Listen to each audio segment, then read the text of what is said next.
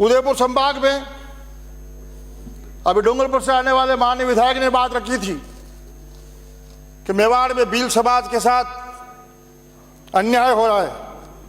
मैं उनको धन्यवाद दूंगा। जब वो बोल रहे थे, प्रतिपक्ष नेता बहुत खुश हो रहे थे, लेकिन वो पिछली 5 साल की पीड़ा व्यक्त कर रहे थे। जब मैं वहां बैठता था और ये भाई वहां बैठकर बोलता था कि सरकार में सुनो, हमारे एसटी के साथ अन्याय हो रहा है। मैं भी इनकी कुछ बातों से सहमत हूं कि मेवाड़ में टीएफसी क्षेत्र के अलावा चाहे राजसमंद हो, चाहे उदयपुर हो, चाहे भीलवाड़ा हो, चाहे चित्तौड़ हो, चाहे राजस्थान में जहां भी भील समाज रहता हो, उनको इस एसटी के आरक्षण में जो न्याय मिलना चाहिए वो न्याय नहीं मिला है।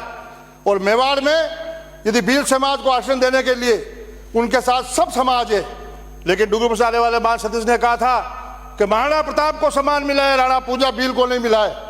मैं आपसे निवेदन करूंगा, सत्र के बाद आप कुंभलगढ़ आओ। कुंभलगढ़ विधानसभा में आपको उदाहरण मिलेगा कि मेरे विधायक बनने के बाद जहां जहां महाराणा प्रताप की स्टैचू लगाई है, उनके साथ राणा पूजा भील की भी मूर्ति लगाई है। हम महाराणा प्रताप की जयंती भी साथ मनाते हैं, हम राणा पूजा भील की जयंती भी साथ मिलकर बनाते हैं।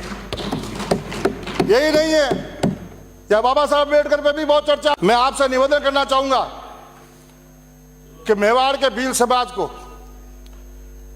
टीएफसी के बाहर जो हमारा एरिया अध्यक्ष महोदय, आप तो उदयपुर में कई वर्षों तक विराजे हो, आज भी कुंभलगढ़ के भील को कृषि कलेक्शन लेने के लिए जनरल कैटेगरी में उसको कलेक्शन मिलता है। इसलिए मेरा सरकार से अनुरोध है कि भील समाज के साथ न्याय हो और वो कृषि कलेक्शन में जिस तरह से एससी को अप्लाई करने के 1 महीने बाद मिलता है, तो भील समाज को भी वो कलेक्शन 1 महीने में से मिलने की व्यवस्था की जाए। हमें सरकार से उम्मीद है कि सरकार आने वाले ऐसे ऐतिहासिक फैसले और लेगी। यही नहीं है, मैं आज आपसे निवेदन कर रहा हूं,